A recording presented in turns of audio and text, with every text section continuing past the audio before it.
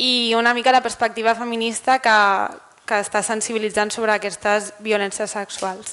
Doncs per començar, les violències sexuals es poden entendre com qualsevol acte de naturalesa sexual que no contempli el consentiment de la dona i que a més vulgui privar de la llibertat sexual a aquestes mitjançant agressions, intimidacions, xantatges emocionals, i això també inclou exhibicionismes i intimidació. Normalment aquestes violències sexuals, que es parla en plural, es donen, malgrat el que es creu tradicionalment, entre persones que tenen un vincle en comú, és a dir, agressor i víctima tenen un vincle ja sigui de caràcter familiar o de caràcter social. Això suposa entre un 80 i un 90% de les agressions que es donen a l'estat espanyol, i tot i que no són realment les més denunciades. Per què és important aquest vincle? Doncs perquè en realitat les agressions sexuals i les violències sexuals, en contra del que es sol pensar, no és una ostentació o una necessitat de satisfer un desig sexual, sinó de satisfer un voler controlar l'altra persona i de tenir una ostentació de poder sobre l'altra persona.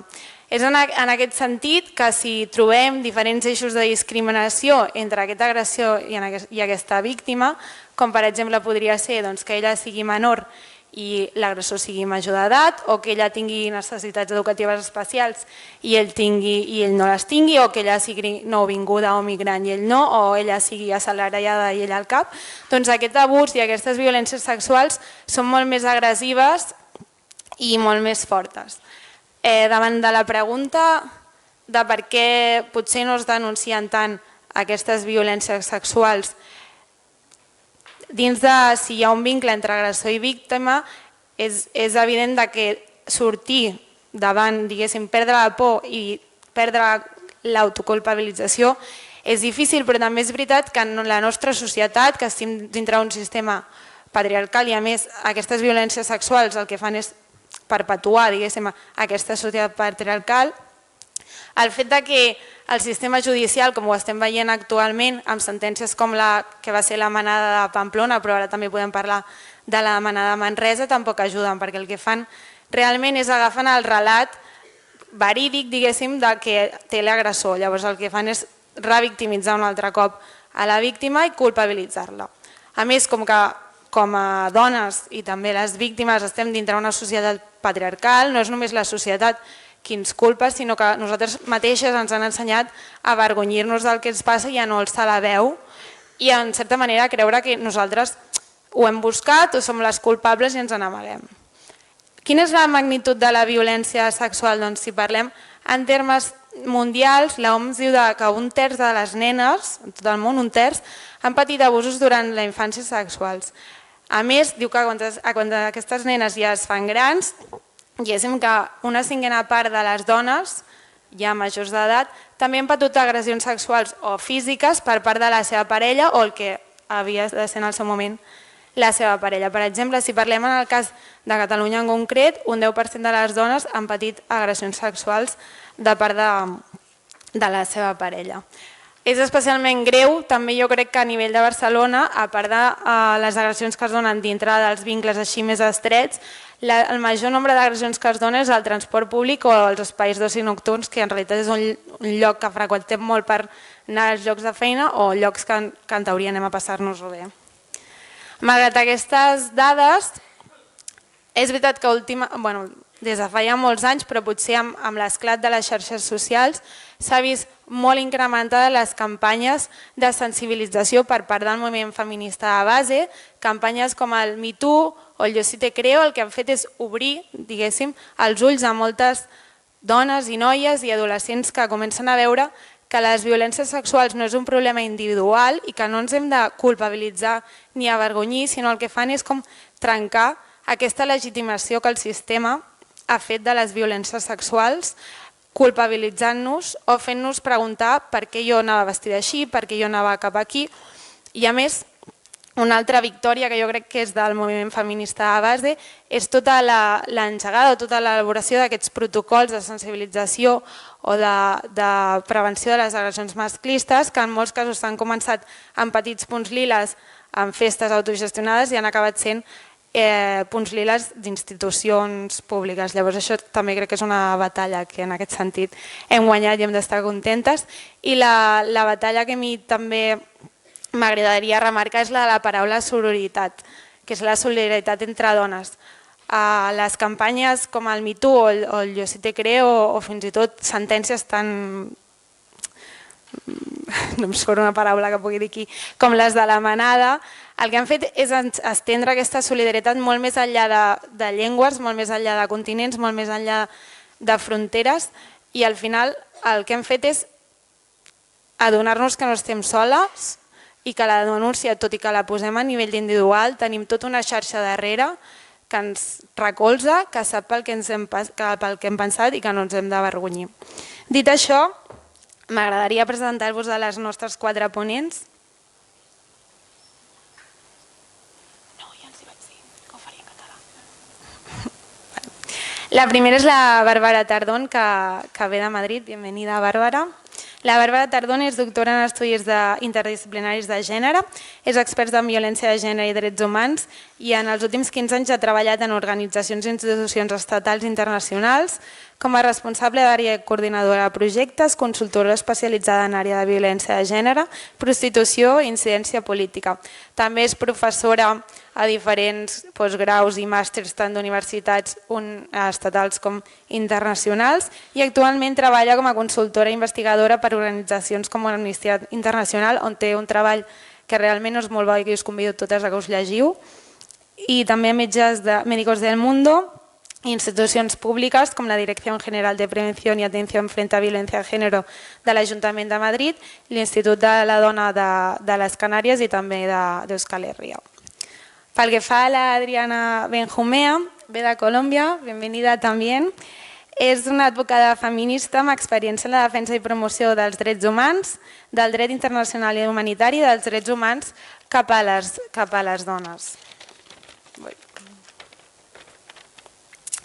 És litigant en casos de violència sexual en el marc del conflicte armat i de fet això és el que ens parlarà, del conflicte armat sobretot de Colòmbia, ja que ve d'allà, i és coordinadora d'articulació regional feminista que agrupa diferents països com és Mèxic, Perú, Bolívia, Equador, Argentina, Xile i Colòmbia. Té experiència en l'elaboració de material pedagògic per l'ensenyament dels drets humans en perspectiva de gènere i l'acompanyament institucional en processos d'accés a la justícia i drets de la població víctima de desplaçament forçat. La tercera ponent també és de Guatemala, benvenida Hermelinda. La Hermelinda és una lideresa comunitària del poble Maya Kenjobal, si lo digo bien, perdó, i és defensora del cos i del territori. Va ser perseguida políticament, i això volia que ho sapiguéssiu tots i totes, per defensar el seu territori contra un megre projecte d'una empresa espanyola que es diu Hidro Santa Creu. Actualment realitza processos d'acompanyament legal i emocional a dones supervivents de violència i és la directora d'una associació de dones que es diu ACBAL i està integrada per dones indígenes joves de pobles i de comunitats. Aquesta associació el que fa és treballar en la recerca d'alternatives de vida per a les dones a través de processos de formació, informació i activitats culturals i també els fa uns processos de sanació per enfortir d'empoderament, diguéssim, de les dones que han patit diferents tipus de violència. Finalment tenim a la Valòdia, que ens parlarà en portuguès, és quan us haureu de posar els auriculars, i ella ve de Moçambic, és formada en psicologia i té un màster de salut mental i psicointervencions i actualment treballa com a directora al projecte de l'associació Malale, no sé si ho dic bé tampoc, i és per promoure el desenvolupament de la dona. La Valòdia és una activista social en les àrees de desenvolupament comunitari i l'empoderament de dones i nenes en projectes de protecció de la infància i està destinat sobretot a prevenir i combatre els matrimonis prematurs, la salut sexual i reproductiva de la violència de gènere. Ja sabeu que les violències sexuals tenen moltes cares, doncs els matrimonis prematurs en serien una i és de la que ens parlarà ella. Abans de deixar-vos amb elles, us volia també comentar que durant el marc d'aquest fòrum hi ha un altre programa que es diu Defensem, que és del 4 al 8 de novembre i que són converses amb activistes pels drets humans d'Amèrica Llatina, que si us interessa, crec que hi ha fulletons a fora. Y fins aquí, Bárbara, si quieres empezar. Muy bien. Bueno, ¿me pones la...? Vale. Bueno, lo primero, muchas gracias a todas y todos por acompañarnos esta tarde en esta mesa. Yo me siento muy orgullosa y a la vez me siento un poco pequeña de estar en esta mesa con estas compañeras que seguramente me vayan a aportar mucho más de lo que yo he recibido en los últimos años, incluso en mi tesis doctoral, elaborándola, con lo cual voy a intentar dar algunas definiciones generales como apertura, como digo, al resto de compañeras sobre tres aspectos que para mí son fundamentales al introducir una mesa de estas características. Evidentemente, ¿de qué estamos hablando cuando estamos hablando de violencia sexual? Voy a insistir en la necesidad nominativa, el imperativo nominativo del feminismo, del movimiento político feminista, para no dejar de nombrar la violencia sexual, las violencias sexuales. Evidentemente, voy a tener que hablar cuáles son los orígenes y por qué se ejerce de forma sistémica y normalizada la violencia sexual hacia las mujeres y hacia los cuerpos feminizados. Y para concluir, lo que voy a hacer es intentar muy por encima dar algunas de mis ideas en torno a cómo podemos combatir la violencia sexual en sus distintas manifestaciones. No sé cuánto tiempo. 15 minutos. Vale, ¿me avisas cuando me queden 5? Vale.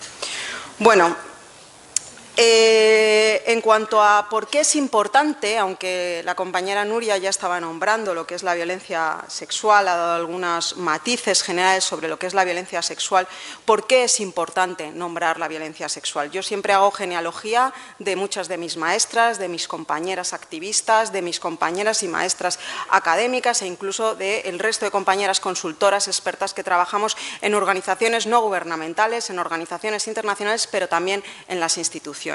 Y yo creo que más que nunca es el momento propicio, el momento político para nombrar las violencias sexuales, para describir a qué nos estamos refiriendo cuando estamos hablando de las violencias sexuales. Retomando las palabras de Celia Amorós, nombrar es necesario para politizar, para convertir la anécdota en algo real. Necesitamos nombrar porque sabemos perfectamente en un contexto de fundamentalismos religiosos y políticos en donde la ultraderecha nos acecha, en Madrid ya nos está gobernando, como sabéis, necesitamos nombrar más que nunca para politizar.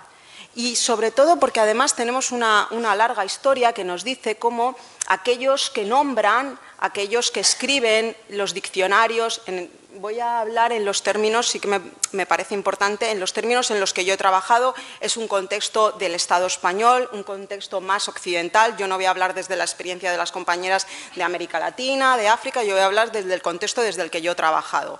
¿Vale? Entonces, lo que sí que sabemos es que hay una institución, que es la Real Academia de la Lengua Española, que es aquella que se supone que fija una norma a la hora de nombrar. Y es muy curioso y es muy interesante cómo la Real Academia lo que ha hecho es una guerra constante a la forma en cómo las mujeres llevamos muchos años intentando nombrar las violencias patriarcales, las violencias machistas. No sé si sabéis además que la Real Academia de la Lengua Española, a través del diccionario de la Real Academia, escribe frases como, legitima frases como manda huevos, asín, o últimamente he escuchado una que me ha llamado mucho la atención, cagaprisas, pero sin embargo se niega a aceptar la expresión, una expresión como es violencia de género. Me llamó la atención y quería rescatarlo como este año, en julio de este año, por fin, así, dijeron, bueno, pues sí, nos vamos a plantear a lo mejor incluir la expresión de violencia de género. Es muy político porque nos hace pensar por qué la institución, una institución que marca una lengua y que guía la norma, se niega a incluir esa expresión. Ya lo decían nuestras ancestras, nuestras feministas como Virginia Woolf, que se planteaba dónde están realmente las palabras, si las palabras están en la mente o las palabras están en los diccionarios. Y me gusta rescatar también una frase muy potente de Nicholson, que dice que los conceptos que utilizamos en nuestro lenguaje, lejos de ser meros actos descriptivos, recogen una serie de sentidos atribuidos que están cargados de claras implicaciones políticas. Llevándolo al terreno de la violencia sexual, es curioso cómo, desde que en el Estado español se aprobara la Ley 1/2004 de medidas de protección integral contra la violencia de género, el movimiento feminista, y ahí hay una parte muy crítica dentro de mi tesis doctoral que ahora por fin puedo hablarla en otros términos, tanto el movimiento feminista como las instituciones han dejado de nombrar, en el contexto, como digo, del Estado español, han dejado de nombrar la violencia sexual. Yo tengo una compañera que es Silvia López, a la que recomiendo a todo el mundo que lea, que ella en su tesis doctoral dice que el sujeto normativo por excelencia en estos 15 años ha sido la víctima superviviente de violencia de género en el entorno de la pareja o expareja, a pesar de las numerosas dificultades que sabemos que enfrentan todas las víctimas y supervivientes de violencia de género. ¿Qué ha significado eso? Que el sujeto político, la víctima de la violencia sexual ha sido engullida, ha sido invisibilizada por esa expresión que es la violencia de género. Pregunta, insisto constantemente, ¿por qué necesitamos nombrar? Por supuesto, porque está Vox y porque está una derecha que juega constantemente a que la violencia machista, la violencia sexual no existe, juega con las víctimas, diluye a los agresores de forma racista en unos agresores que ni siquiera existen y ni siquiera los nombras. ¿Por qué tenemos que nombrar? Bueno, pues necesitamos nombrar como feministas, como movimiento político feminista, aquí y en todo el mundo, por supuesto, es una herramienta, una estrategia para desintegrar el patriarcado, para desintegrar todos los pilares que sostienen el patriarcado, desde el sistema judicial, el sistema educativo, el sistema de creencias, etcétera, etcétera, que son aquellos que acompañan, que soportan la ideología que luego va a sustentar y que va a justificar el ejercicio directo de las múltiples violencias sexuales que se ejercen hacia las mujeres, aquí y en cualquier lugar del mundo.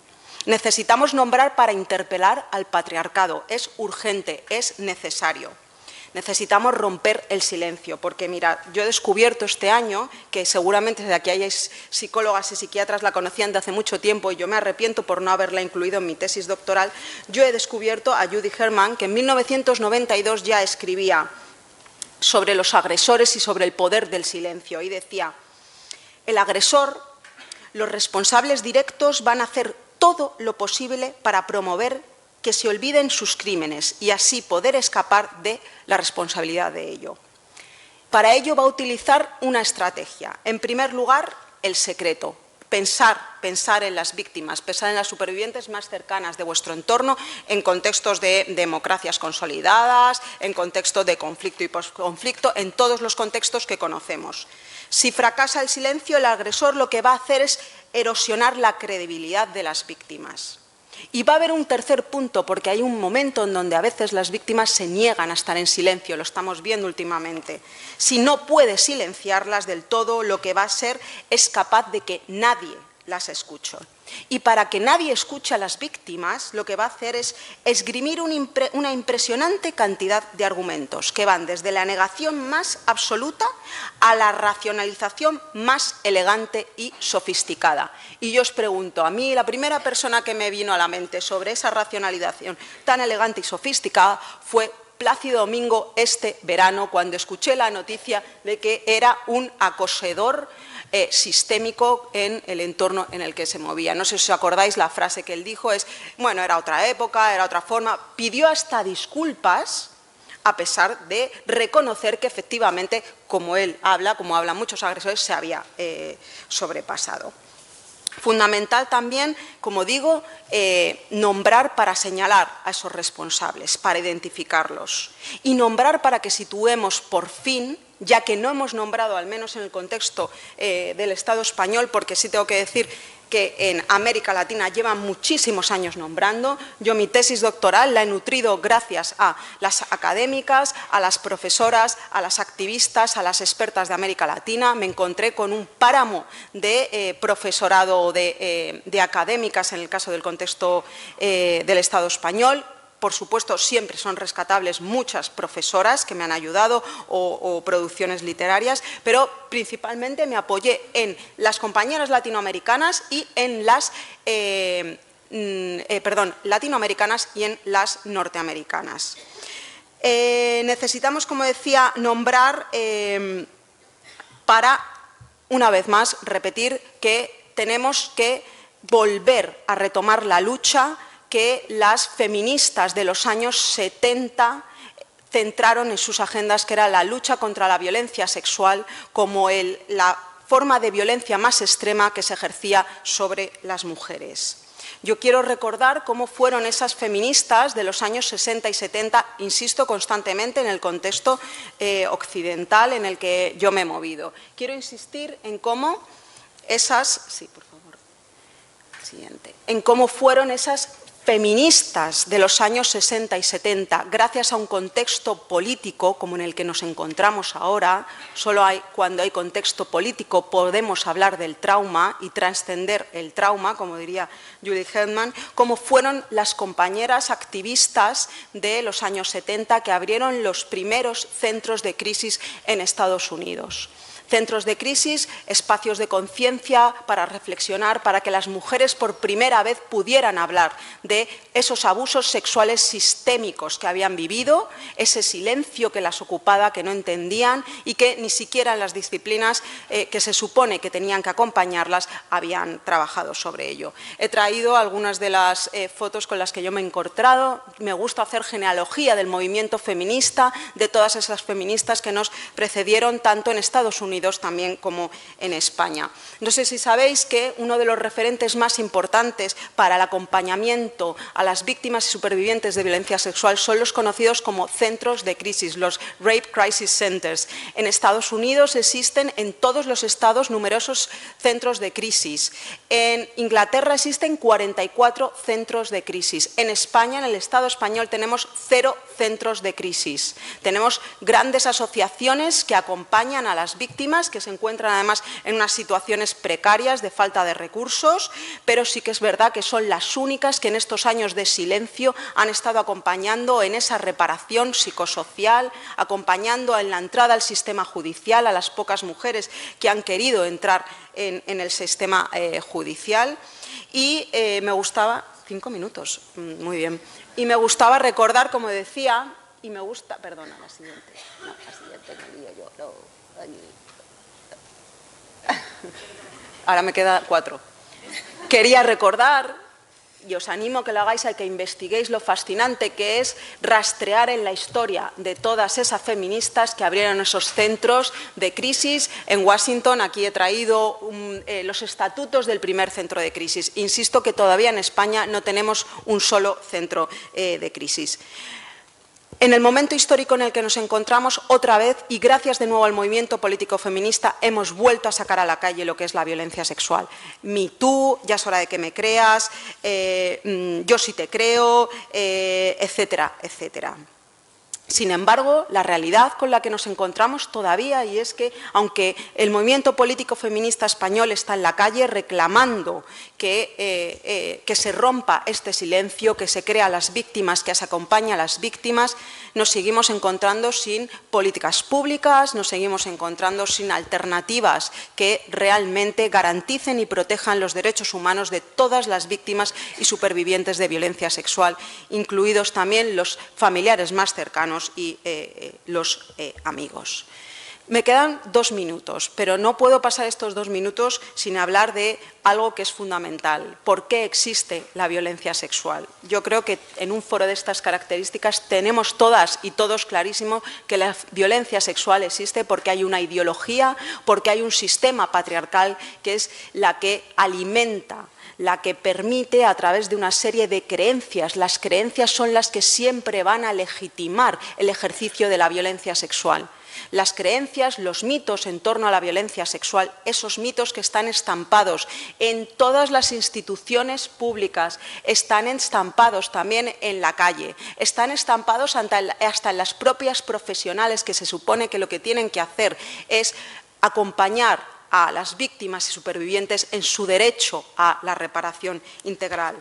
Esos mitos que además se alimentan de la cultura, de una cultura que también todas y todos conocéis, que es una cultura de la violación, cultura que es realmente terrorífica, porque la cultura de la violación lo que hace al final es perpetuar la impunidad de los agresores a través de todos esos mitos que hace que todo el mundo dude, que exista lo que conocemos como una duda patriarcal en torno a las víctimas, perpetuar y, yo digo, bloquear la impunidad de los agresores y, sobre todo, restarles responsabilidad. Y lo peor de todo es seguir culpabilizando a las víctimas. Mitos que conocemos todas y todos, no me queda casi tiempo, mitos que al final lo que hacen siempre es responsabilizar a la víctima en cualquier situación y de cualquier forma. Mitos que desvirtualizan y que además, como dice Roland Barthes, que ha escrito sobre los mitos,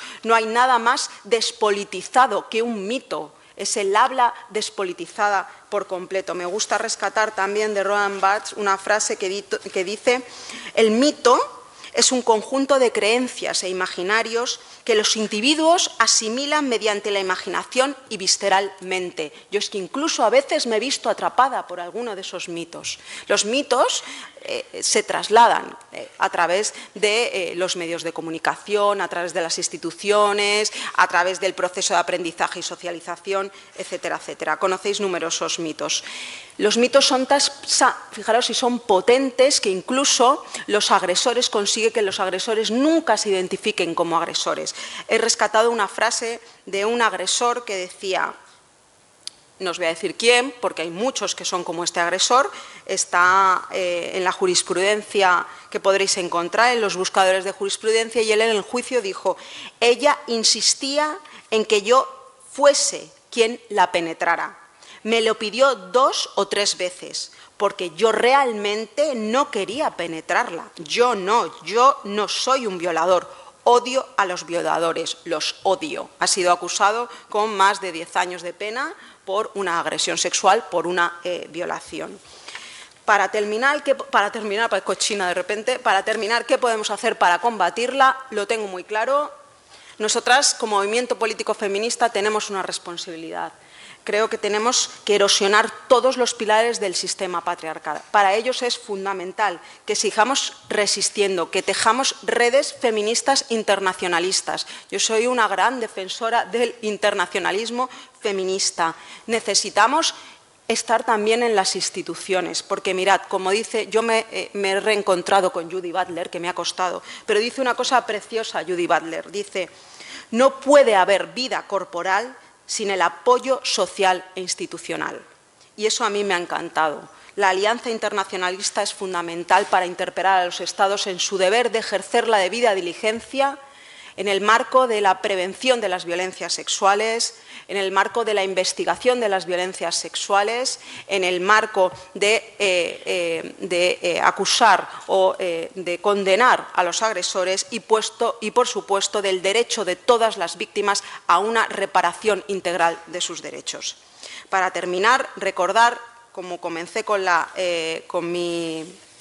esta intervención, quiero recordar, y siempre lo hago en el último año, y yo sé que en un foro de estas características lo sabemos, quiero recordar a la gran feminista Audre Lorde, que nos deja claro desde el minuto 1 que el silencio nunca nos va a proteger. Por eso es fundamental en este momento que sigamos visibilizando las violencias sexuales, nombrándolas y combatiéndolas conjuntamente como movimiento político feminista que somos. Muchas gracias a todas y todos.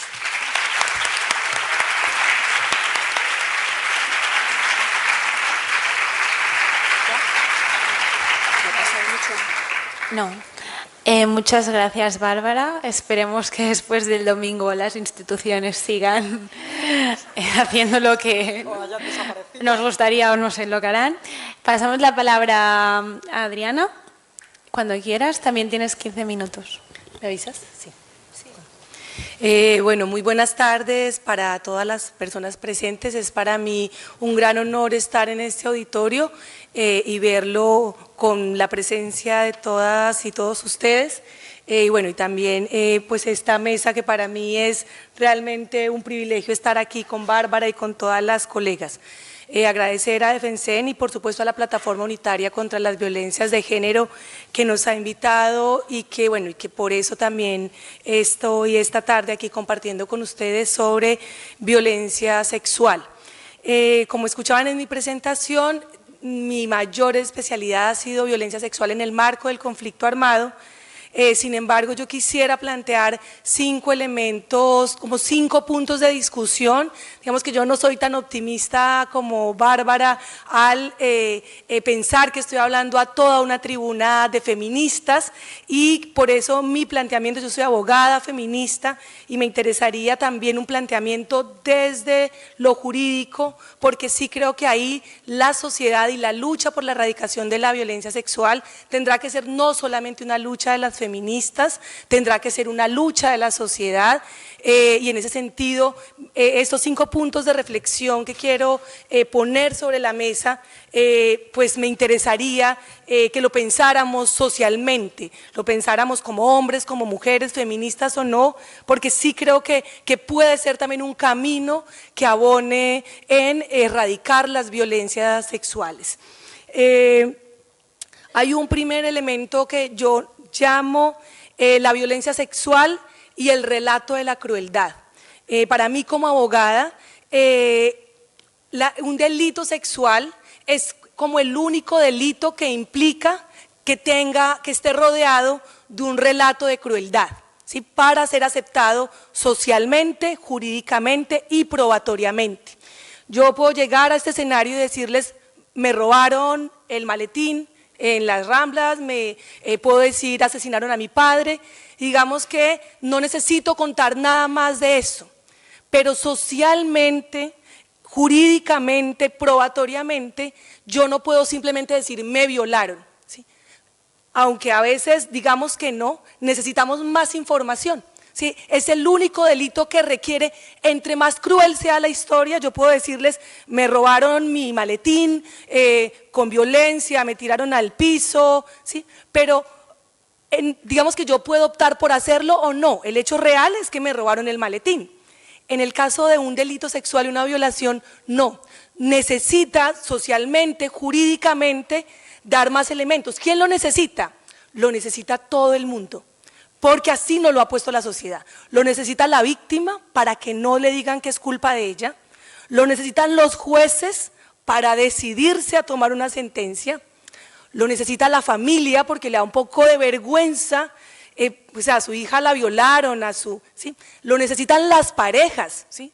No es cierto que todas las parejas, novios, novias, reciban de forma tan tranquila y tan, sí te creo, que te violaron, o sea, las parejas necesitan más información, ¿cómo así que te violaron? ¿Sí? Entonces, y también a veces las abogadas, o sea, entre más cruel, si es una niña, pues no me da más elementos, si es una menor, entre más pequeña sea, mejor caso tengo, si la empalaron, como son los casos de Colombia, además le causaron otras heridas, mejor, si te resististe, mejor es mi caso, ¿sí? Entonces, yo creo que el primer elemento que tendríamos que reflexionar es que el delito sexual, como lo nombro y podemos ponerlo en el debate, necesita la víctima ideal. Y la víctima ideal es, pues ya que me vas a violar, por favor, viólame con crueldad, porque si no, no voy a tener siquiera justicia, ¿sí? Porque si no, mi novio no me va a creer,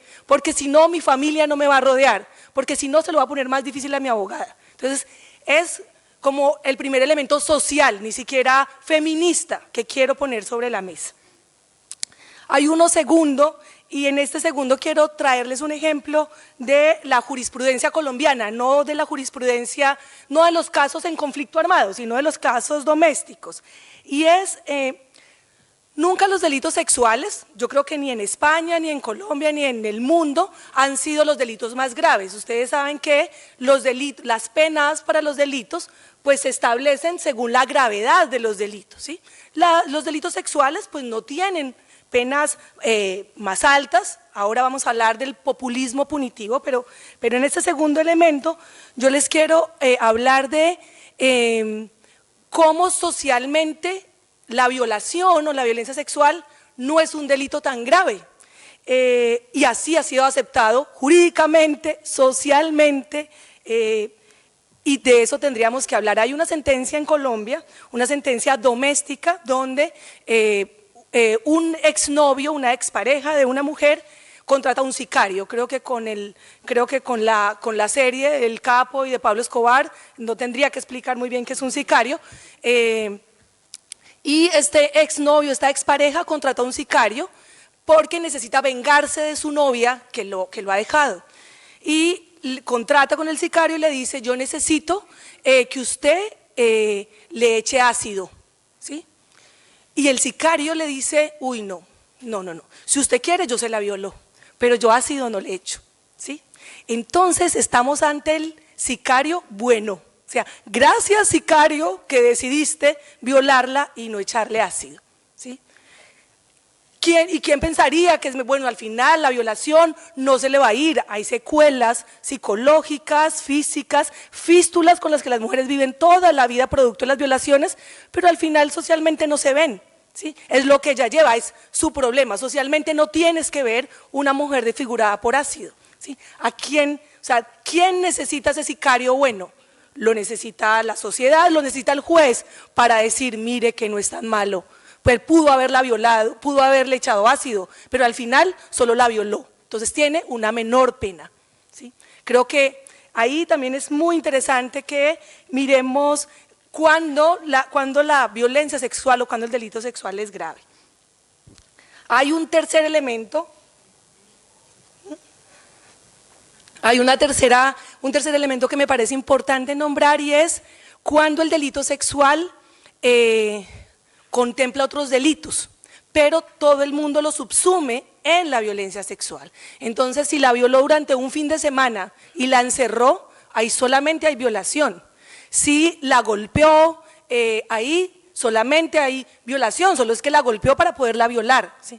No hay ni socialmente ni jurídicamente un interés por decir: no, es que aquí hay más de un delito, es que aquí no solamente la violaron, aquí además hay violencias de género, aquí además hay un secuestro, la tuvo retenida durante una semana, durante todo el fin de semana, ¿sí? Y eso no crean que es despreciable, no solamente por penas más altas, sino por el derecho también de las víctimas de violencia sexual a que públicamente se reconozca lo que les pasa, que no solamente que la violaron, es que la secuestraron, es que la golpearon, y esos son delitos adicionales. Una sentencia también de Colombia, también doméstica, en la que indagábamos con la jueza.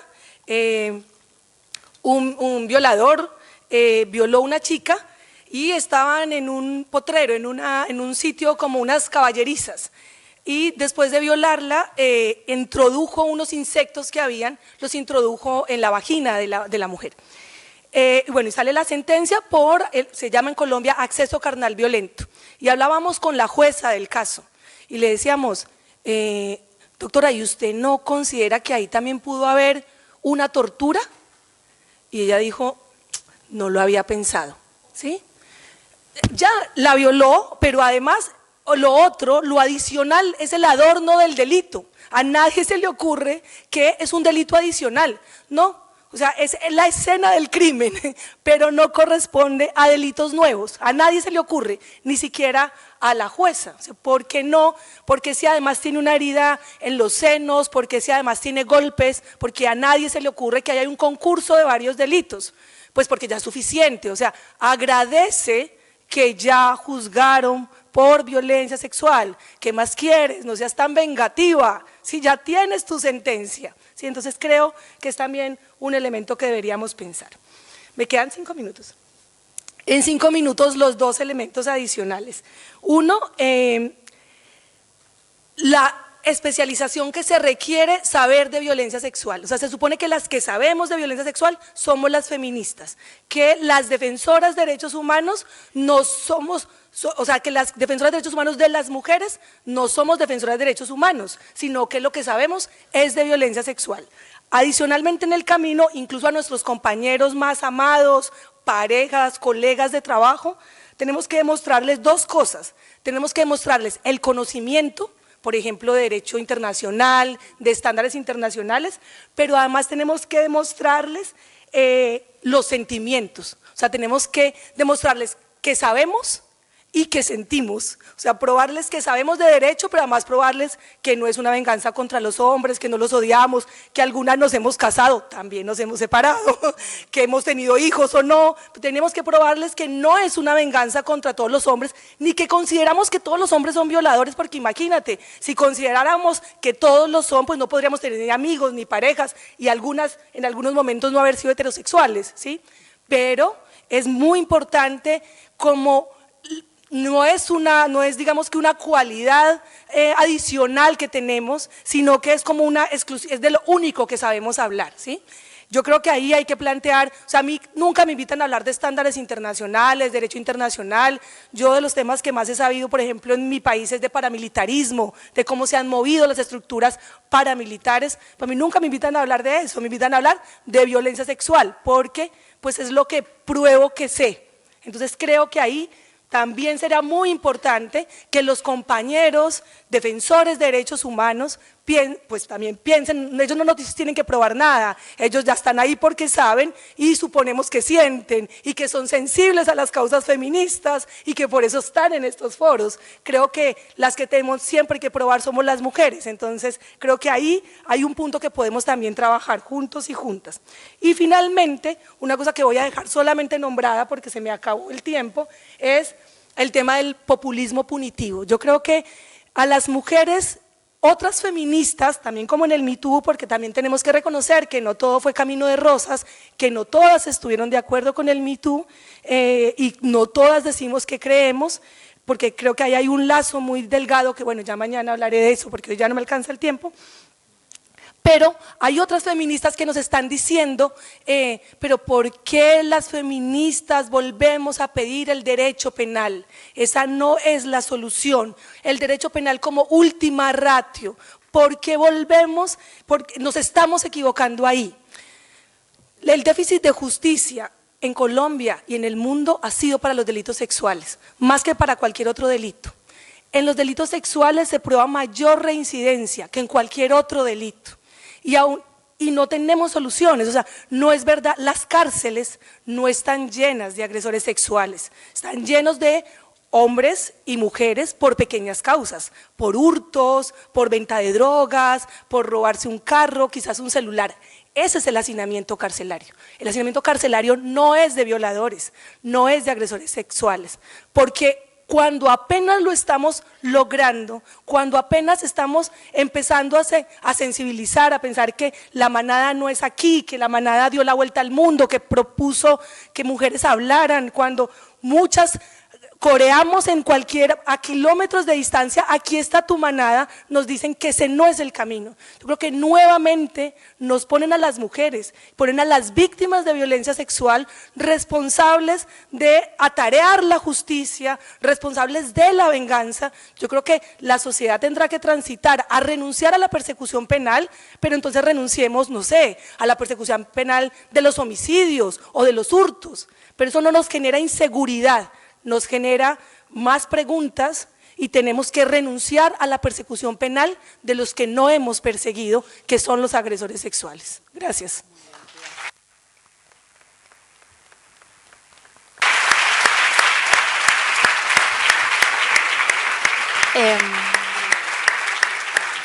Muchas gracias, Adriana. Realmente, escuchándote, nos haces ver que el patriarcado no es un problema de aquí ni de allí, que todos, bueno, todo el mundo está en ello y la manera de responder ante él normalmente es bastante similar. Pasamos a Hermelinda, también tienes 15 minutos, te pongo la presentación.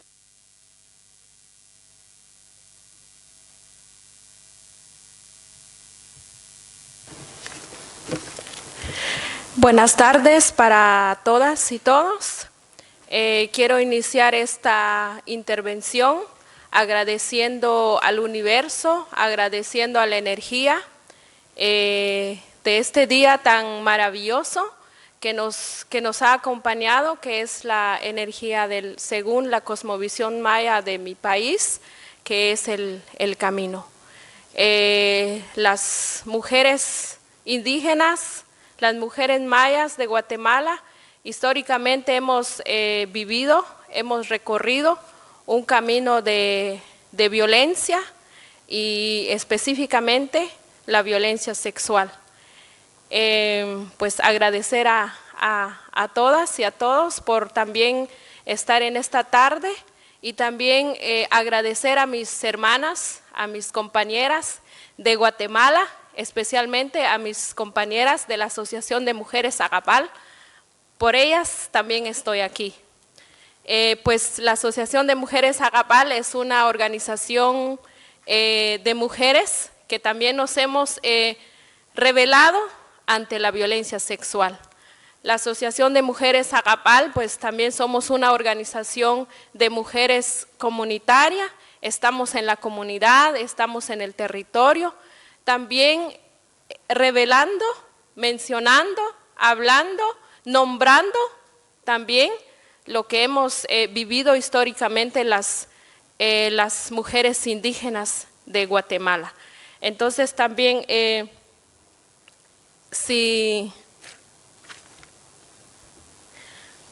bueno, ahí está la energía que también nos acompaña, si lo pueden también leerlo desde allá, que es una energía también maravillosa y es una energía que nos ha dado también sabiduría, mucha energía para el camino que hacemos las mujeres indígenas, las mujeres mayas en los territorios de Guatemala. Coloco este mapa, que es el mapa de Guatemala. Ustedes se podrán dar cuenta de también, este mapa lo coloco como la cantidad de los embarazos en niñas y adolescentes que existen, bueno, lo que va el año, ¿verdad? Hasta junio de enero a junio de este año, del 2019. ¿Por qué coloco también este mapa? Porque hay la cantidad, que son 66,042 embarazos en niñas y adolescentes. Y estos embarazos son producto de una violación sexual. Por eso coloco estos datos. Son datos alarmantes y son datos que van en incremento todos los años. Pero entonces también nos hemos preguntado y hemos llegado a la conclusión de que los datos se incrementan todos los años, pero no es que están incrementando la violencia sexual, no, sino históricamente ha habido la violencia sexual. Cuando hablamos con nuestras abuelas, nos han dicho que ellas han sido violadas sexualmente.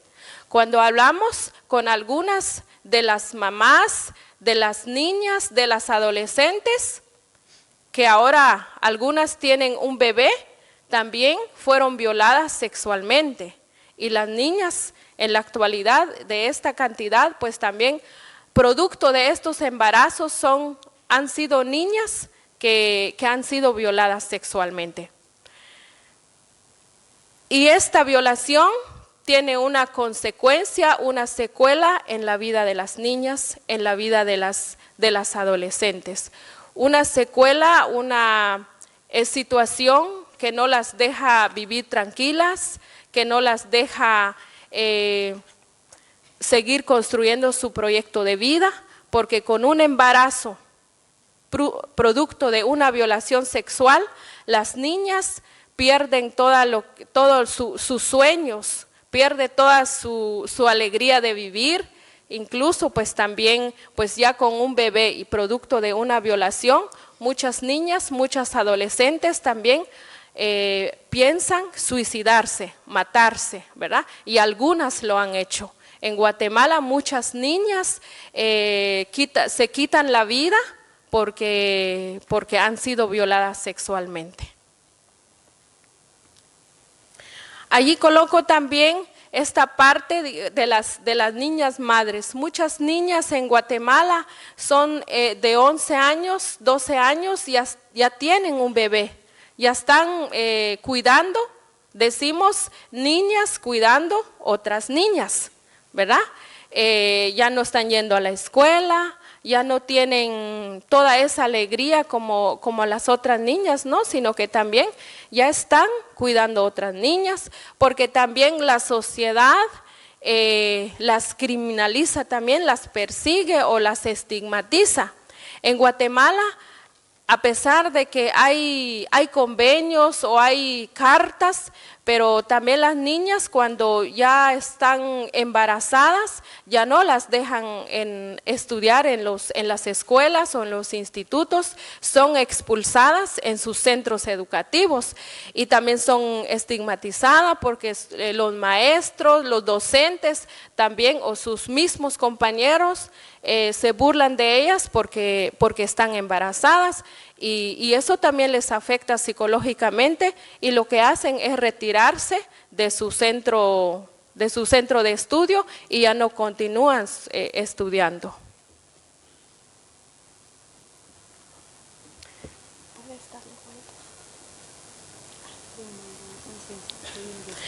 Y quiero colocar aquí también que en Guatemala se han hecho ejercicios para nombrar la violencia sexual. En Guatemala se han realizado tribunales de conciencia para nombrar la violencia sexual. Y uno de ellos, el primer tribunal, fue también… ¿puedes darle un poquito más de vuelta para que todo así?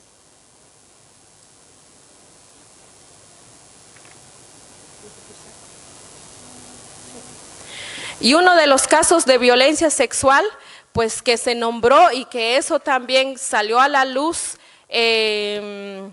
a nivel internacional, es el caso de Sepursarco, donde mujeres de las comunidades fueron violadas sexualmente durante el conflicto armado en Guatemala. Allí se nombró.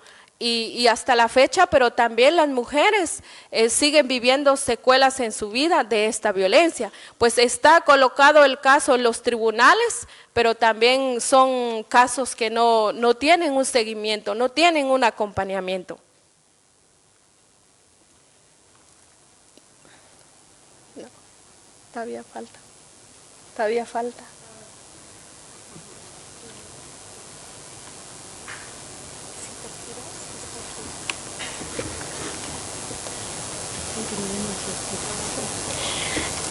El otro caso en Guatemala que también fue muy reciente, que fue en el 2007, también el caso de las niñas que fueron,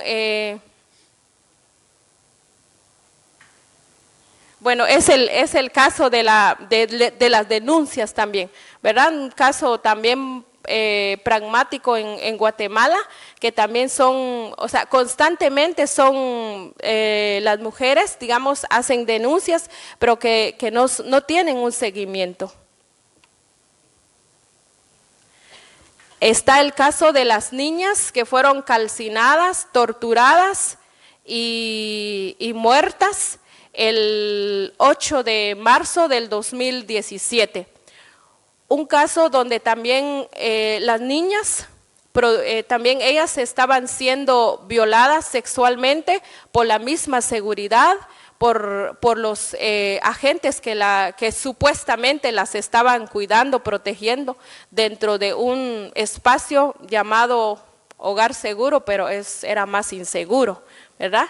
Y este espacio donde las niñas también estaban sufriendo violencia sexual o violación sexual por parte de agentes de la policía, por parte de personas que son del Estado.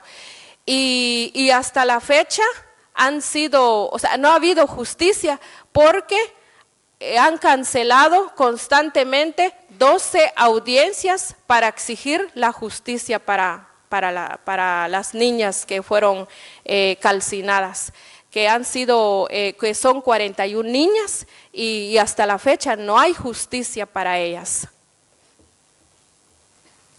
Entonces, aquí desde mi colectivo, desde mi comunidad, voy a señalar algunas acciones que creemos nosotras o algunas estrategias de qué hacer frente a la violencia. O sea, ya todas y todos también ya sabemos, también las hermanas acá han colocado también, o sea, el origen, pero también qué hacer frente a esta violencia.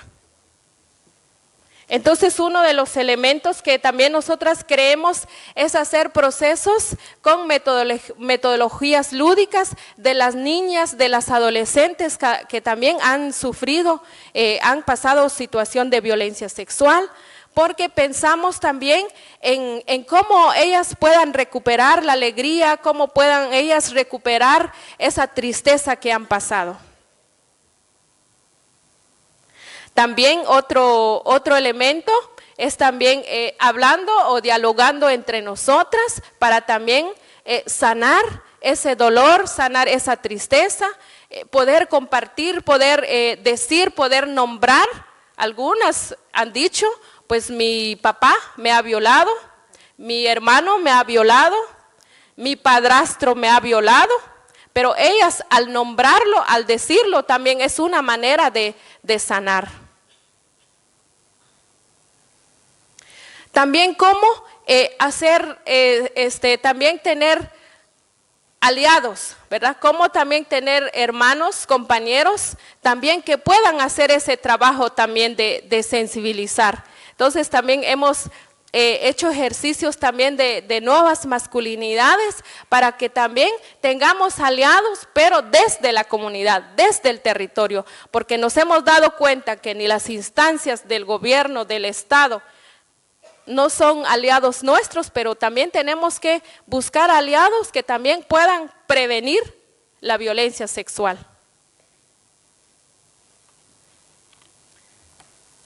Otro elemento también es sanarnos desde la energía de los ríos, desde la energía de las montañas. También con las plantas que nos han heredado nuestros abuelos, nuestras abuelas, también las plantas medicinales desde lo comunitario, desde nuestra cosmovisión. Desde los ríos también liberar, recuperar esa alegría de vivir. Hemos hecho también campañas de sensibilización, como también una manera de no solo, digamos, mencionar, sino que también cómo sensibilizar a la población. Hacemos programas de radio también, una manera también de sensibilizar a la población, una manera de nombrar, una manera de decir, una manera de dar a conocer la situación. Y también otra manera, unos videoclips que también nos sirve para también llegar desde la comunidad, llegar desde lo nacional y lo internacional.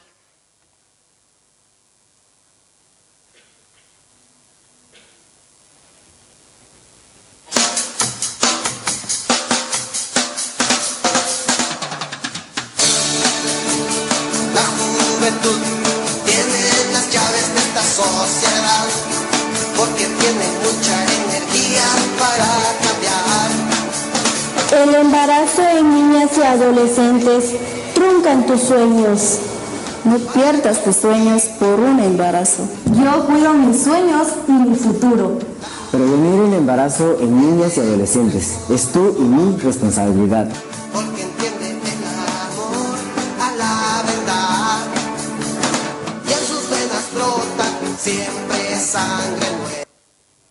Son voces, son ideas de las niñas, de los adolescentes que participan en los procesos y que también son adolescentes, son niñas que también han vivido una violencia sexual, pero que también han recuperado esa alegría y también dan mensajes. Este es uno de los ejemplos, tenemos otros, pero también pues tenemos todo este trabajo que hacemos, pues es desde nuestras herramientas que tenemos en lo comunitario, desde lo que hemos venido aprendiendo, también y eso también lo conectamos. Cuando al inicio también se mencionaba que nosotros hemos enfrentado también la violencia desde también empresas transnacionales que llegan a nuestros territorios, pero nosotros no pensamos solo en el territorio tierra, también pensamos y nuestro reto también es el territorio cuerpo de las mujeres, de las niñas, de las adolescentes. Ha sido nuestro granito de arena y creemos que sí estamos aportando, porque sí hemos nombrado, hemos colocado en los espacios y siempre algo que también hemos dicho, que no sea nombrarlo, mencionarlo en los espacios colectivos de mujeres, también nombrarlo, mencionarlo en los espacios mixtos, porque también los hombres, los jóvenes, los adolescentes también tienen que nombrarlo con nosotros. Muchas gracias.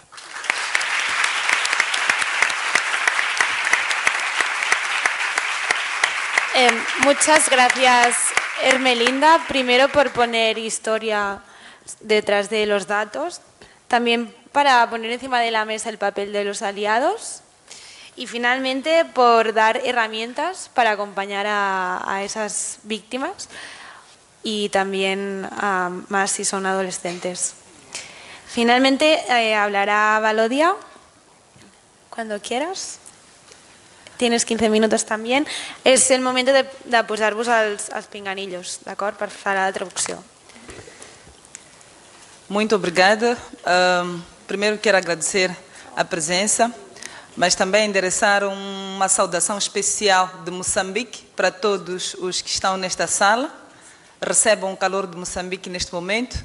Eu e a minha equipa recebemos esta missão de poder cumprimentar a todos que vamos encontrar aqui nesta sala.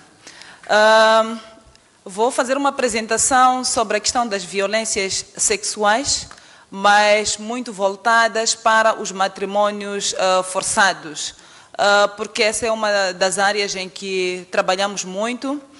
Sabemos que as violências sexuais são vastas, também as minhas colegas de painel já fizeram uma abordagem de como é que elas ocorrem, em termos de conceitualização, mas também em termos daquilo que são as consequências que estas trazem.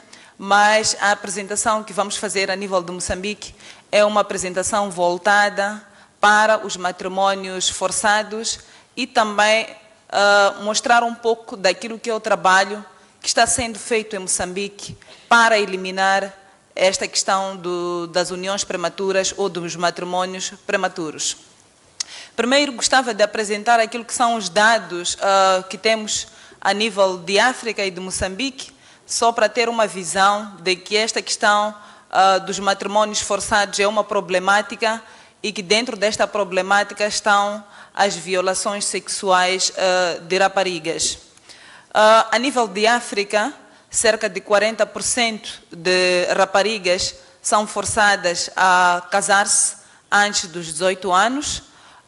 Esta é uma estatística muito alta, tendo em conta que estas raparigas, dentro daquilo que é a Convenção sobre os Direitos da Criança, ainda têm direitos que têm que gozar no seu contexto familiar, no seu contexto social.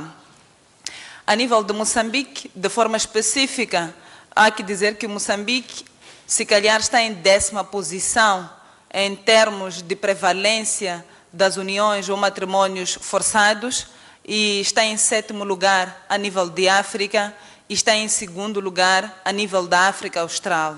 Estas percentagens são muito altas, tendo em conta que estas raparigas deixam de ser raparigas, deixam de gozar dos seus direitos e passam a ser mulheres, mas mulheres em miniatura. não mulheres maduras para enfrentar um lar, não mulheres maduras para enfrentar um matrimônio. De forma muito específica também, cerca de 48% de crianças em Moçambique casam-se antes dos 18 anos.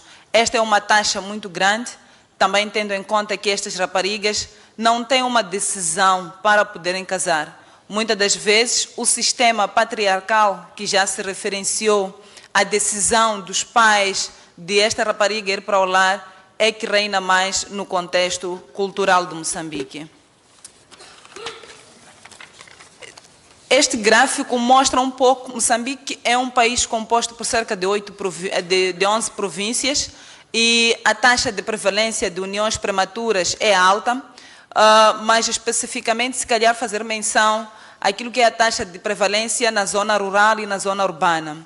Na zona rural, temos cerca de 56% de raparigas que se casam antes dos 18 anos e na taxa urbana, cerca de 36%.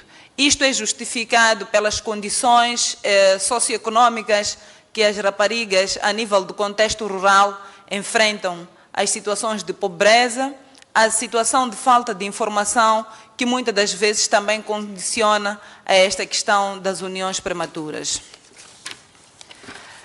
É importante dizer que as uniões prematuras ou os matrimônios forçados são uma grave violação dos direitos das raparigas, são uma grave violação dos direitos das mulheres. E, por isso mesmo, há uma grande importância de se trabalhar nesta componente.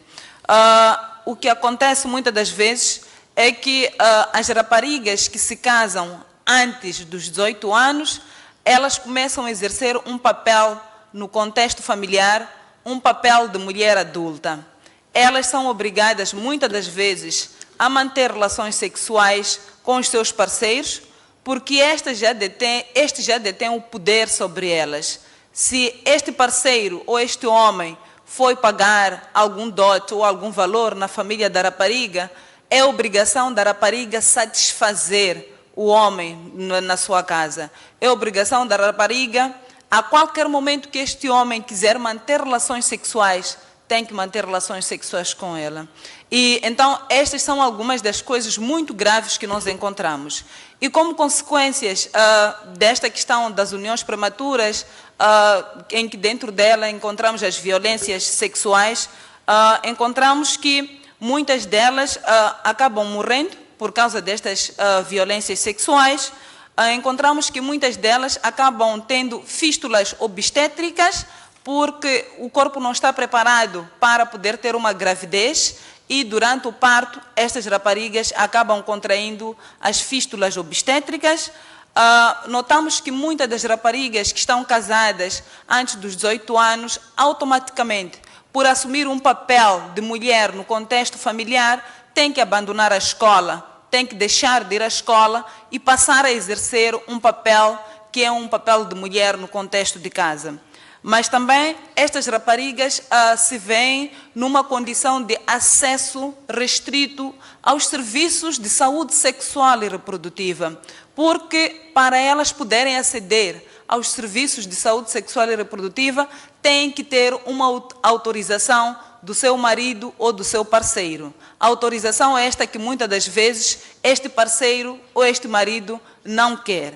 E em consequência disso, estas raparigas, porque não têm estes serviços de saúde sexual e reprodutiva, acabam tendo filhos de forma consecutiva, acabam tendo filhos não planeados. Estas são algumas das consequências que nós encontramos em raparigas que se encontram nestas situações de uniões prematuras. Uma outra coisa que acontece é que, devido a esta questão de unirem-se prematuramente ou casar prematuramente, acabam aumentando o seu nível de vulnerabilidade social. Por quê? Porque estas raparigas não têm um sistema de proteção social, porque muitas das vezes as famílias consentem que esta rapariga seja casada, então elas automaticamente, quem devia proteger-lhes, que é a família, que são os pais, deixam de proteger essas raparigas porque passam a viver numa outra família. Então, o sistema de proteção social acaba sendo muito restrito para estas raparigas. Em termos gerais, nós vimos que as situações de violências sexuais dentro das uniões prematuras são situações consentidas a partir do momento em que uma família, um pai, entrega a sua filha para uma união prematura, já sabe que o que vai acontecer dentro dessa união prematura é que a rapariga tenha que cumprir com obrigações que o marido quer no contexto de casa. Então, praticamente essas são situações de violações sexuais conhecidas pela família e consentidas pela família.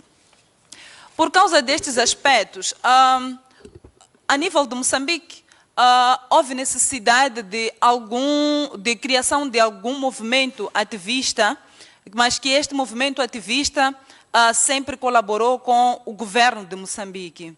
Este movimento ativista criou-se exatamente para fazer face e para poder trabalhar em conjunto, em rede, para que situações de uniões prematuras fossem prevenidas e combatidas. Porque a nível das organizações, haviam sim organizações que faziam um trabalho individual, mas que este trabalho individual não tinha resultados. Então era preciso ir para uma ação coletiva.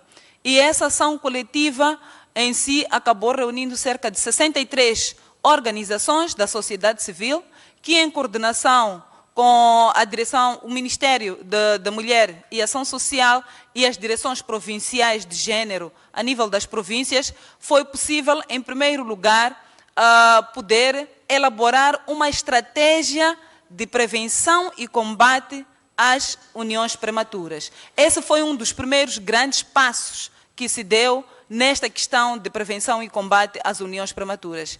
E esta rede, que se chama Coligação para a Eliminação dos Casamentos Prematuros, uniu esforços com o governo, porque sim sabia que a nível do governo era possível criar-se primeiro uma estratégia política para travar a questão dos casamentos prematuros, mas também era possível, a partir dessa estratégia, ir-se para a criação de uma lei específica para a prevenção e combate às uniões prematuras. Então, como principais ações desta coligação ou deste movimento, a primeira ação era advocar junto ao governo para a criação de leis de proteção da rapariga. Foi a primeira ação que foi criada? Sí, bueno, 3 minutos. Tá bem, ok. E a segunda ação também foi a realização de conferências a nível provincial, nacional e distrital, em que raparigas e rapazes se juntam para discutir assuntos ligados à rapariga. A terceira ação foi a realização de pesquisas a nível do país para se saber quais são os fenômenos ou as causas que estão por detrás das uniões prematuras. E depois desse movimento todo, foi possível, a partir dos anos 2016, iniciar-se um processo de elaboração de uma lei específica para a prevenção e combate às uniões prematuras. E essa lei, graças à abertura do governo que nós temos, foi possível ser criada, mas foi um processo longo, porque iniciou desde 2016 e só há sensivelmente 2 meses é que conseguimos ter uma lei específica de prevenção e combate às uniões prematuras. Graças a esta ação coletiva, graças ao trabalho das organizações da sociedade civil, graças ao trabalho também do próprio governo. Neste momento, um dos maiores desafios que nós temos para poder dar continuidade a esta questão, não basta ter a lei. É importante que hajam ações de seguimento para que esta lei seja efetiva. E a primeira ação é a questão de divulgação da própria lei a vários estratos sociais, quer a nível das escolas, das comunidades, das lideranças comunitárias, de todas as organizações. É importante que esteja isso. Mas também é importante que o próprio governo disponha de recursos para poder atender. Porque esta lei, além de prevenção, traz consigo também uma questão de resposta a mulheres que foram casadas prematuramente ou resposta a mulheres que sofreram de violências sexuais. Então, é preciso que haja realmente recursos que possam ajudar estas raparigas que viveram situações traumáticas a poderem recompor-se e ter uma nova vida no contexto social. E, como organizações da sociedade civil, naturalmente vão continuar a questão de advocar para que esta lei seja implementada, apesar de termos muitos desafios com a questão de justiça, mas nós achamos que será possível implementar de forma efetiva esta lei. Muitas graças.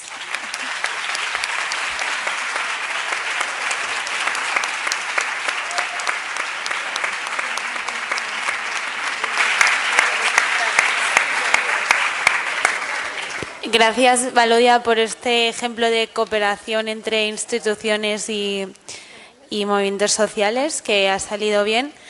Passem ara al torn de preguntes. Anem una mica justes, la veritat, només tenim mitja hora, així que si hi ha alguna pregunta que vulgueu fer, alguna de les 4 ponents estaran encantades de respondre-us. Hi hauria d'haver algú amb un micro, crec.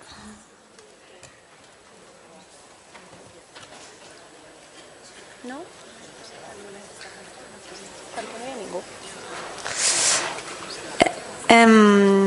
Si la quieres hacer... Sí, sí.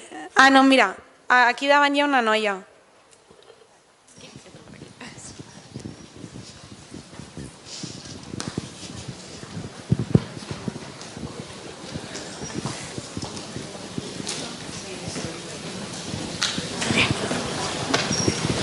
Aquesta sí, del jersei marró i negre. Olá, muito obrigada. Meu nome é Jaciara Moussa, eu sou psicóloga e também venho de Moçambique, por parte da saúde. Vou tentar falar devagar e simples para que possam perceber. Quero antes dizer parabéns a todas pelas vossas apresentações, foram muito interessantes, mas chamou-me muito a atenção a situação de Guatemala, pelo número grande de crianças, dos 10 aos 19, que ficaram grávidas resultado de uma violação sexual. No lugar delas, eu iria querer tirar o filho logo. Não iria querer ter o bebê. E em Moçambique, graças a Deus, já temos uma lei que nos permite fazer o aborto,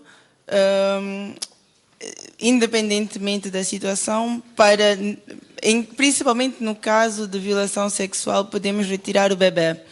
Gostava de saber, pela experiência do Guatemala, se há alguma proteção legal para essas crianças, caso não queiram ter o bebê, se é possível tirar antes dos 3 meses essa gravidez. Então, é só essa questão que eu tinha. Obrigada.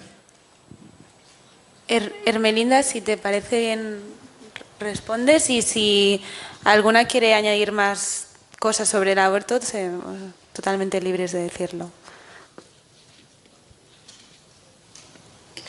Sí, en el caso de Guatemala, pues no hay una ley.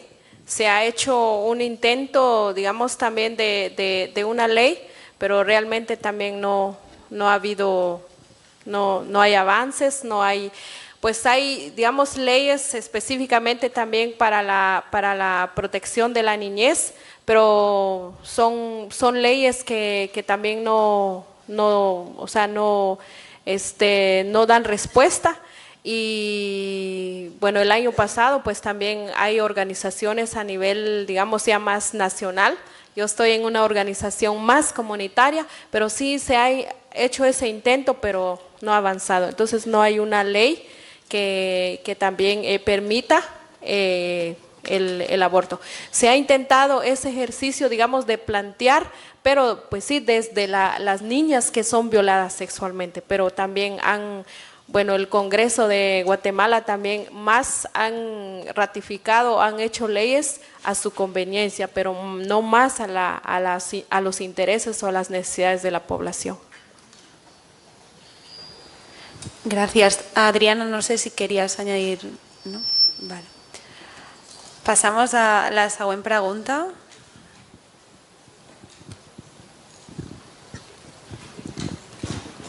Muchas gracias por las intervenciones de las 3, ha sido muy enriquecedor. Yo tenía 2 preguntas, una para Adriana. que he visto cómo defendías, así como abogada, todo el proceso judicial, ¿no? Me imagino en el marco del debate que se está dando de cómo conseguimos justicia para nosotras, ¿no? Entonces, creo que uno de los argumentos que están teniendo las compañeras que están trabajando el tema de manera más autónomo o intentando prevenir, o sea, intentando no pasar por el sistema judicial es el resultado o sea, cómo quedamos después las sobrevivientes, ¿no? El estado de salud mental, ¿no? Después de la revictimización, el ridículo, la vergüenza, ¿no? Entonces, ¿qué piensas de eso? ¿Piensas que en estos procesos ayuda a la salud mental? ¿Crees que eso también importa dentro del marco de la justicia? Y luego quería preguntarle a Bárbara, no sé qué son centros de crisis, supongo que no son los CEMAUs que hay aquí, ¿no? Entonces querría saber qué son. Gracias. Si te parece, primero respondes tú y después Bárbara. No, yo creo que en las víctimas de violencias sexuales no hay una víctima única ni una sola salida a la justicia. Nosotras hemos representado víctimas que lo único que necesitan, o sea, que nos lo han dicho a nosotras, dicen, yo no quiero ni siquiera cárcel, yo solamente quiero que él se siente frente a mí y me diga porque yo. Sí, porque yo solamente eso, pero también hemos encontrado víctimas que cuando yo les digo, pero ¿por qué pedimos todos los años de cárcel? ¿Por qué no negociamos? Yo como abogada, y me dice, es que yo ya negocié, porque si no negociara no pediría todos los años de cárcel, sino pena de muerte. Entonces yo creo que no hay una sola respuesta de cómo quedan las víctimas. De hecho, tampoco hay una víctima, o sea, hay mujeres que vuelven a sonreír, que vuelven a tener pareja, hay mujeres que no. Entonces no podemos decir que el proceso judicial responde de la misma forma, porque en la diversidad de las mujeres también está la diversidad de las víctimas. Y en los temas de reparación yo creo que habría que pensar en dos cosas, habría que pensar en muchas cosas, pero hay tres corticas que me llaman mucho la atención. Una, también digamos que hay un componente de la reparación de las víctimas que es el componente de satisfacción. Todos los demás componentes, los administrativos, las indemnizaciones, las rehabilitaciones pueden ser más o menos homogenizadas.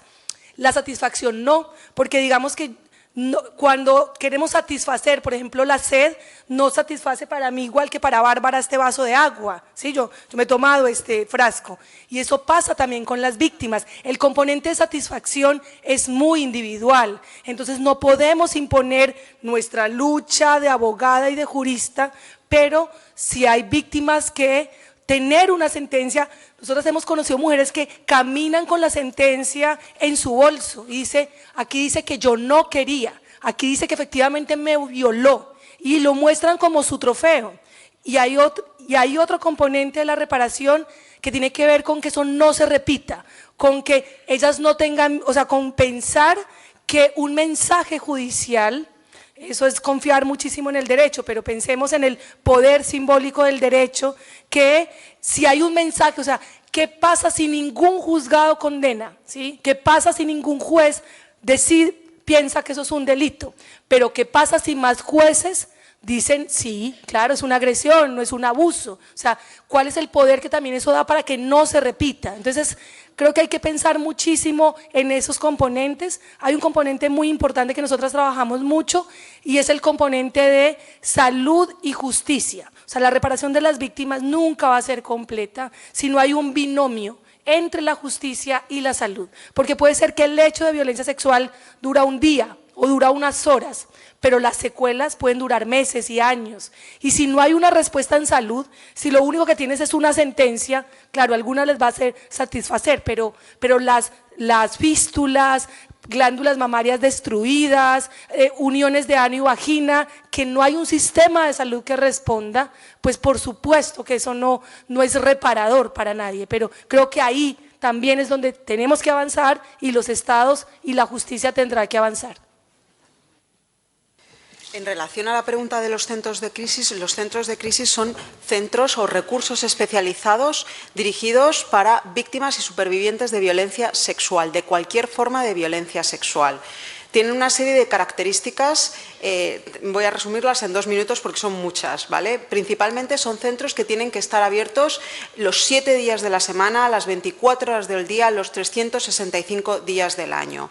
Son centros que están dirigidos por un equipo de expertas y de profesionales en Estados Unidos y Australia, Canadá, también hay un equipo de activistas involuntarias y hay una característica muy importante. Tienen un teléfono de atención, lo que conocen como su hotline, para atender cualquier situación de crisis. La crisis no es la emergencia. La crisis, como nos dicen, nos contaban en una entrevista, en una investigación que hice las compañeras de Canadá, la crisis puede venir en cualquier momento de tu vida tras haber sufrido una agresión sexual o haber sido víctima en tu infancia de abusos sexuales o de haber sido violada. Una mujer de 80 años decidió llamar al centro de crisis porque tenía que morirse contando su secreto. Eso es una crisis. Los centros de crisis tienen que estar formados por profesionales que hacen counseling, que hacen un acompañamiento, por grupos de conciencia de mujeres también para recuperarse del trauma, trabajan desde un enfoque de trauma, por profesionales abogadas, por psicólogas, educadoras sociales, como hay en el caso del contexto del Estado español. En Inglaterra, Australia, no hay educadoras sociales, son otras figuras diferentes, trabajando siempre desde las necesidades de las propias víctimas, disponibles para hacer intervenciones más allá de la intervención presencial. En el contexto del Estado español tenemos unas dificultades en base a la experiencia que yo tengo con las compañeras o con los recursos, y es que creemos que todo tiene que ser presencial en el momento y podemos acompañar a las mujeres y a las supervivientes en el proceso de reparación haciendo otro tipo de intervenciones. Ahora, en este momento, en este mundo de las comunicaciones y de las tecnologías, muchas mujeres no van a querer sentarse frente a una persona, frente a una profesional, a lo mejor simplemente con un teléfono necesitan contar, necesitan repararse. Y es importante también, uno de los enfoques también fundamentales del centro de crisis es que van a acompañar, trabajando desde el enfoque de derechos humanos. Las mujeres, las supervivientes, son titulares de derechos, no son beneficiarias de derechos, aquellas instituciones que sabemos que las van a maltratar o que van a tener que sufrir esa victimización secundaria. Entonces van a estar acompañándolas durante ese proceso que sabemos que es doloroso, al que tú también apuntabas. Llegar al sistema judicial es abrir la puerta del infierno para la mayoría de las víctimas supervivientes, y el equipo del centro de crisis tendrá que acompañarlas en ese proceso. Son muchas las variables de los centros de crisis, pero lo más importante es están disponibles 7 días de la semana, 365 días del año, 24 horas del día, y va muchísimo más allá de una simple o una importantísima intervención psicológica psicoeducativa. Es un enfoque feminista, es un enfoque multidisciplinar, y hay una cosa preciosa por la que se crearon los centros de crisis, que luego ha desembocado en función también de las fluctuaciones políticas de cada país. Los centros de crisis se crearon para que estuvieran presentes en las comunidades, para que fueran conocidos, para que las víctimas no tuvieran que esconderse, para que las comunidades, los barrios, las comunidades supieran que estaban allí y ellas tenían que ir allí protegidas por la propia comunidad. Es una filosofía muy bonita que implantaron las feministas radicales de los años 70, ahora bueno, pues es verdad que están más invisibles, no queremos dar las direcciones, pero desde el enfoque feminista que trabaja en los centros de crisis, precisamente lo que te dicen es que tienen que ser visibles para que precisamente se visibilice lo que es la violencia sexual. Te animo a que entres en Internet. Hay numerosa bibliografía de centros de crisis en Australia, en Inglaterra, en Canadá. Las canadienses son unas cracks y vas a encontrar muchísimo sobre centros de crisis. También tienen materiales, hacen un trabajo con materiales para que las víctimas supervivientes puedan acceder a esos, para que entiendan qué es el trauma, para que entiendan lo que les ha sucedido, porque la realidad es que aquí todavía a día de hoy las subvenciones, el sistema de protección, el modelo de intervención sigue estando muy lejos de lo que es un centro de crisis. Es un resumen, pero te animo a que investigues. ¿Alguna altra pregunta? Sí. Perdona. Vale, ja em falava. Moltes gràcies a les 4 ponents. Crec que heu sigut molt clares i molt concises. M'ha quedat molt l'atenció a Ermelinda, la visió espiritual. que has tingut i em pregunto, si és possible que em pugui respondre, quina relació i com pot ajudar la cosmovisió al col·lectiu de dones del que estem parlant. Si quieres te lo traduzco. Hermelinda, vale. Ha preguntado cómo puede ayudar la cosmovisión al colectivo de mujeres supervivientes, entiendo, o adolescentes, no. Sí, perdón, me ha salido solo. ¿Cómo puede ayudar la cosmovisión? Sí, perdón, la cosmovisión al colectivo de mujeres que han sufrido violencia.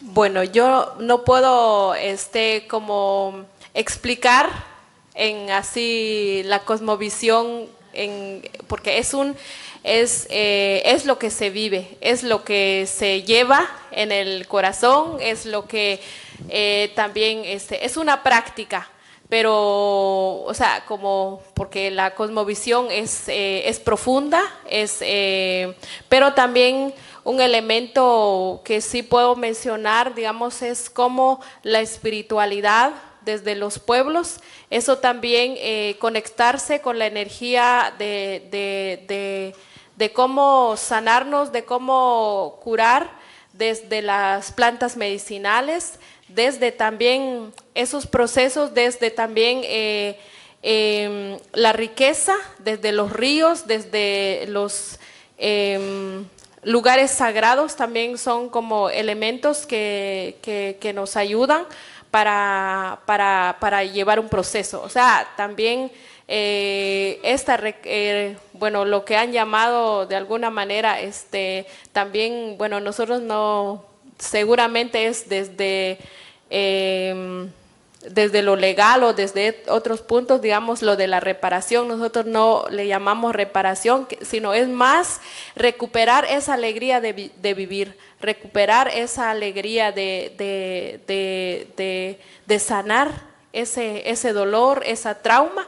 Mencionaba en mi intervención y quiero agregar esta parte también, desde mi colectivo nosotros no vemos, digamos, esa parte, bueno, sí, también todo el proceso legal, que también por la experiencia, por el trabajo que hacemos, pues también hacemos como de abogadas, pero porque también nos toca hacerlo desde la comunidad, pero también más vemos esa recuperar esa alegría de que las niñas, de que las adolescentes no tengan que vivir toda también esa crisis, ese dolor después de haber sufrido una violencia sexual. Entonces, pero la cosmovisión maya, la espiritualidad maya también es más profunda. No sé si te respondo.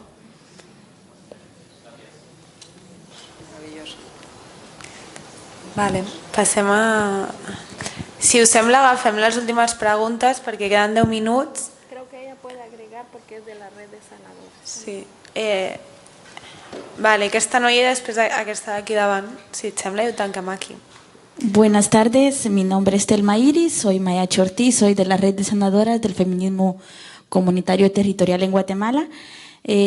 Agregando un poco la respuesta al compañero, nosotras como red pues trabajamos un proceso de sanación con muchas compañeras, mujeres que vienen de diferentes territorios. En ese caso pues se sabe que en Guatemala se vivió 36 guerra en el conflicto armado, ¿verdad? Entonces, como ya lo mencionaban las compañeras, hay secuelas de violencia física y emocional en los cuerpos de las mujeres, pero también de las niñas, ¿verdad? Entonces, como red de sanadoras, desde 2014-2015 empezamos un proceso que no podíamos nosotras como estar todo el tiempo enfocándonos a la defensa del territorio, a defensa de la tierra, en contra de las minerías. Pero ¿qué pasa con nuestro cuerpo? ¿Qué está pasando con nuestro cuerpo, con tantas múltiples opresiones que están en nuestro cuerpo y no le ponemos atención? Desde ahí empezamos como un proceso de sanación Desde nosotras como red decimos, sanando tú, sana yo, sanando yo, sanas tú. Es la reciprocidad de la sanación que lo hemos trabajado desde la colectividad, desde la cosmovisión, desde las hierbas. Traemos el hilo de la sanación de las ancestras, de los ancestros, de las ancestres, que tienen esa sabiduría, esa sanación que también la colonia ha tenido como el despojo también hacia las abuelas, que ha tocado despojar la indumentaria, los saberes ancestrales, pero también la tierra, y como nosotras desde la red hacemos esa recuperación emocional, física y espiritual de las mujeres desde la colectividad, desde, como decía la compañera, desde las hierbas. Desde la red, pues no somos 13 integrantes que cada quien trae su saber. Hay guías espirituales, hay sobadoras, hueseras, hierberas, todos traemos nuestros hilos de sanación y de cada uno pues aporta en esos procesos de sanación desde la conciencia, desde las ceremonias, desde las velas, desde las hierbas, ¿verdad? Sanamos en colectividad para recuperar el cuerpo físico y emocional. También quiero traer algo que decía Bárbara, que por qué como defensoras y defensoras de derechos humanos no le apostamos también la defensa y la recuperación de los cuerpos de las mujeres, ¿verdad? Porque creo que sería tan importante que un hombre también estaría en la mesa, compartiendo también o también haciendo defensa sobre toda la violencia sexual que se vive en nuestros países, más en América Latina, ¿verdad? Porque también los compañeros hombres no le apuntan también a la defensa y la recuperación de los cuerpos de las mujeres, pero también de los hombres, ¿verdad? Porque creo que también es importante traer a la conciencia y la dimensión con todas las organizaciones, que también dentro de las organizaciones hay compañeros que son también cómplice de la violencia sexual de las niñas en las organizaciones. Y eso lo hemos tenido como experiencia y vivido como experiencia dentro de las organizaciones y colectivos, bueno, en mi pueblo, en mi territorio, en mi organización, que también nos enfrentamos a los hombres machistas dentro de las organizaciones. ¿Y por qué no nombrar también eso? El machismo, la violencia sexual que se vive en las organizaciones también, ¿verdad? Ya porque es mi amigo, mi compañero de trabajo, no lo nombramos que también es un machista, no lo nombramos que también puede ser un violador. Eso es importante que también nombrarlo dentro de las organizaciones, y aquí también hacemos el llamado a las organizaciones que acompañan a defensores, que nos acompañan en este momento, pues que también cómo serían las directrices en el proceso de defensores, en el acompañamiento de defensoras y defensoras de derechos humanos, ¿verdad? También apuntarle la denuncia y nombrar la violencia sexual que se vive en los territorios y en las organizaciones también. Creo que es un reto también y nombrarlo, ¿verdad? Muchas gracias. Gracias por interpelarnos a todas con esta defensa de no permitir lo que no permitiremos para nosotras. Y vamos con la última pregunta.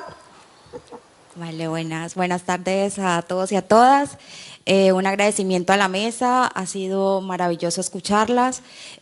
Adriana, a ti, que siempre es muy enriquecedor, y te dedico un poquito la pregunta en estos momentos, pero pues creo que Bárbara también podría contestarme un poquito sobre esto, y es la situación de las víctimas de violencia sexual que han tenido, bueno, puede ser por el conflicto armado, por otro tipo de situaciones, que han salido al exilio, o se encuentran refugiadas, o se encuentran en una migración forzada, y es en tanto que bien muchas veces no han hecho la denuncia en país de origen, o haciendo la denuncia salen del país, que necesitan una respuesta de tipo judicial también, pero al mismo tiempo un acompañamiento, ¿no?, a esos impactos que también van a recibir en estos cuerpos migrantes, ¿no?, que también se enfrentan a otro tipo de situaciones y en que el cuerpo también juega un papel fundamental. Entonces es un poco, porque a veces estas situaciones lo que implica para las mujeres es esa necesidad de que se visibilice su situación, ¿no?, esa situación en estos dos espacios transnacionales. Bueno, un poquito por ahí. Muchas gracias.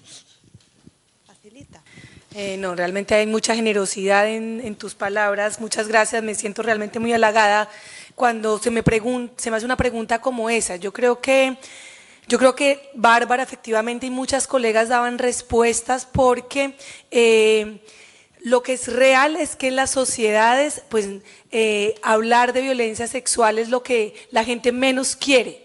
Y yo creo que tú lo sabes muy bien, y solamente como para dar un ejemplo de lo que fue el proceso de paz de Colombia, que duró un poco más de 5 años, durante 3 años, un poco más de 3 años nadie habló de violencia sexual. Y ahí yo creo que hay una cosa que es muy compleja y que funciona no solamente en conflicto armado, y es el abrazo de los guerreros. O sea, es como cuando en una casa 2 hermanos quiebran un florero. Entonces ninguno dice quién fue porque todos tienen responsabilidad. Y así pasa en nuestras sociedades. Como tenemos ejércitos oficiales violadores, como tenemos grupos armados violadores, tenemos policías que en medio de protestas judiciales manosean, insultan con insultos sexuales y obscenos a las mujeres, pues nadie quiere hablar de eso. Es más fácil decir, masacraron los paramilitares, desaparecieron jóvenes, los estados, los militares, reclutaron niños las guerrillas, pero de las mujeres, ¿quién habla? ¿Quién se hace cargo? Todos los estados, y más si migraron, más si se exiliaron, que alguien más asuma todos los costos emocionales, políticos y de impacto que eso trae. Entonces yo creo que aquí el llamado que se hacía sobre el silencio, y más pensando en que no es un delito que prescriba, y mucho menos, digamos que depende de los contextos, pero en conflictos armados no. Entonces creo que ahí es una invitación a nuevamente pensar en romper el silencio. Yo creo que también eso es muy importante, no dividir a las víctimas entre las valientes que se hablaron y las que no son valientes porque no hablaron, porque creo que el silencio, decidir o no una salida judicial, pasa más allá de la valentía, pasa por otros temas emocionales, familiares y personales, y yo creo que ahí la decisión única y exclusivamente de la víctima es la que tendría que primar, pero eso prima si tiene redes, amigos, afectos, amores, familias, organizaciones que le creen y que apoyan. Muchas gracias por la pregunta. Yo, en primer lugar, no me siento muy a gusto hablando de las compañeras migradas.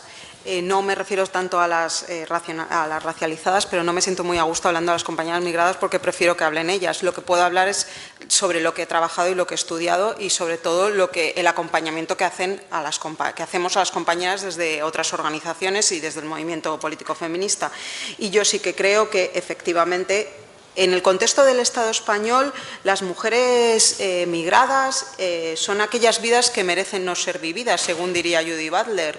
Son las mujeres en estos momentos que el Estado español más invisibiliza en todos los sentidos, y lo vemos principalmente en políticas públicas que no incorporan un enfoque interseccional, lo vemos a través de cómo los recursos no están adaptados, esas políticas públicas no tienen ese enfoque tampoco interseccional, lo vemos incluso en una ley que tenemos, que es una ley de extranjería que necesita ser modificada cuanto antes, que no protege a las víctimas más vulnerables de violencia sexual, como son las compañeras que trabajan en el servicio doméstico, en hostelería, que están en situaciones de prostitución, que no me estoy refiriendo a situaciones de trata, y que precisamente por esas situaciones de vulnerabilidad nunca van a poder llegar ni a recursos especializados, que son los que sabemos que siempre las van a creer, pero por supuesto, al sistema judicial va a ser imposible y al sistema, a la policía va a ser todavía más imposible porque sabes que te pueden abrir un expediente de expulsión, te pueden expulsar y encima te pueden castigar después de haber sido agredida. Lo único que sí que quiero señalar es que cuando yo hablo de romper el silencio, yo no apelo a que seamos unas valientes heroínas que tengamos que romper el silencio. Yo hablo con movimiento político global y para eso estamos, para apoyarnos, para romper el silencio cuando las compañeras no pueden hacerlo. Apelo a la solidaridad internacional del feminismo internacionalista y tengo muy claro que hay compañeras que no pueden ni quieren romper el silencio y eso es lo que hay que respetar siempre. Para eso estamos el resto, para intentar romperlo en la medida de lo que podamos, sobre todo las que somos más privilegiadas para poder hacerlo. Y creo que eso es fundamental entenderlo. Iba a decir algo y se me ha olvidado, porque es que me tengo que ir corriendo al AVE, pero iba a decir algo como para concluir muy contundente y se me ha olvidado, lo siento mucho. Esto fue muy contundente. Sí, lo del AVE es muy contundente. Pues si us sembla ho deixem aquí. Muchas gracias a todas por esa lección de feminismo. I el fòrum segueix demà amb més taules rodones i tallers. Moltes gràcies.